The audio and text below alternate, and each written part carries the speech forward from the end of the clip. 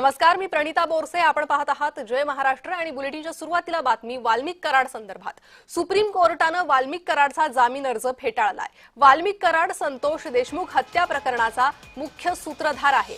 हायकोर्टाने जामीन फेटाळल्यानंतर कराडची सुप्रीम कोर्टात धाव. तर कराडने सुप्रीम कोर्टात धाव घेतलेली आहे. संतोष देशमुख हत्या प्रकरणात वाल्मिक कराड मुख्य सूत्रधार आहे. तर बीडमध्ये खंडणीचा म्होरक्या म्हणून त्याला ओळखलं जातं.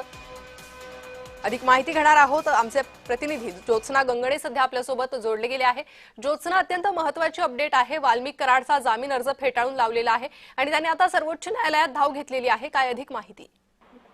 अगदी बरोबर आहे. आपण बघतोय की वाल्मिक कराड जो संतोष देशमुख प्रकरणातला मुख्य सूत्रधार म्हणून त्याचं नाव समोर आलेलं होतं. एफआयआर मध्ये सुद्धा मुख्य सूत्रधार म्हणून वाल्मिक कराडचं नाव जे आहे ते समोर आलं होतं आणि अशामध्ये बीड जिल्हा न्यायालयाने जे आहे ते वाल्मिक कराडचा सर्वात पहिल्यांदा जामीन अर्ज फेटाळला होता आणि त्यानंतर मुंबई उच्च न्यायालयाने सुद्धा जे आहे ते वाल्मिक कराड याचा अर्ज जो आहे तो फेटाळला होता घेतलेली होती.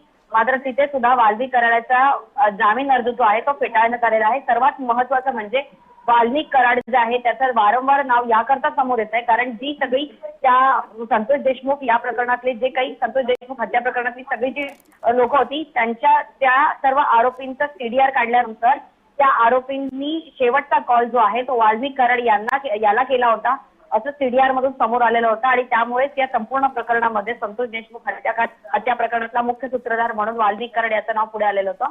सगळ्यात महत्त्वाचं म्हणजे हे एक खूप मोठा दिलासा जो आहे तो देशमुख कुटुंबियांना आहे कारण वाल्मिक कराड याला जर जामीन मिळाला असता तर मात्र एकूणच बीड जिल्ह्यामध्ये आणि परळी या तालुक्यामध्ये जे आहे ते पुन्हा एकदा दहशत माजवण्याचा प्रयत्न जो आहे तो वाल्मिक कराड आणि त्याच्या मुलांनी म्हणजे त्याच्या संघटनेत जे काम करणारे लोक होते त्यांनी केला असता आणि त्याचमुळे वाल्मिक कराड याचा जामीन अर्ज फेटाळून देशमुख कुटुंबियांना एक मोठा दिलासा जो आहे तो कोर्टाकडनं मिळालेला आहे.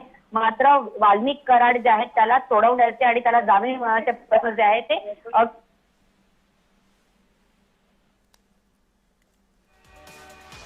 ज्योत्सना, माझा आवाज तुमच्यापर्यंत पोहोचतो? वाल्मिक कराड जो आहे त्याला जर जामीन अर्ज फेटाळला जरी असला तरी वाल्मिक कराड याच्या टीमकडनं वकिलाकडनं जे आहे ते सातत्याने असे प्रयत्न केले जात आहेत जिथे वाल्मिक कराडला जे आहे ते जामीन लवकर मिळावा.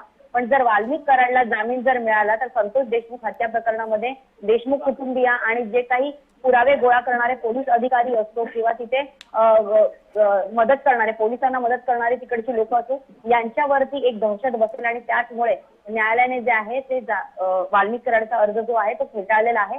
जामीन अर्जासाठी हा वाल्मिक कराडचा तिसरा प्रयत्न होता. मात्र कोर्टाने त्याचा जामीन अर्ज फेटाळल्यामुळे आता पोलिसांना या प्रकरणात संतोष देशमुख हत्या प्रकरणामध्ये चौकशी करायला आणखी वाव मिळणार आहे कारण सीडीआर मध्ये हे समोर आलं होतं की संतोष देशमुख हत्या प्रकरणामध्ये ज्या लोकांनी संतोष देशमुख हत्या प्रकरणाच्या वेळेस तिथे उपस्थित होते ज्यांनी संतोष देशमुख यांची हत्या केली त्या लोकांच्या फोन कॉलचा शेवटचा कॉल जो आहे तो वाल्मिक कराडला केला होता आणि जवळपास म्हणजे फक्त एखादे 2 कॉल नव्हे तर जवळपास 15-20 पेक्षा पण अधिक कॉल जे आहे ते वाल्मिक कराडला मुख्य आरोपींनी केलं असल्याची माहिती पोलिसांना मिळाली असल्यामुळे या संपूर्ण प्रकरणाचा मुख्य सूत्रधार वाल्मिक कराड असल्यामुळे जो आहे तो वाल्मिक कराड गेली काही महिन्यांपासून जे आहे ते पोलीस स्टेशनमध्ये म्हणजे पोलीस ठाण्यामध्ये आहे आणि त्याची कसून चौकशी पोलीस करत आहेत की जर आरोपींना किंवा आरोपींनी जर शेवटचा कॉल वाल्मिक कराडला केला होता तर वाल्मिक कराड याच्या आदेशानुसारच जे आहे संतोष देशमुख यांची हत्या करण्यात आली होती का असा सवाल सुद्धा या ठिकाणी उपस्थित होता आणि पोलिसांचं म्हणणं होतं की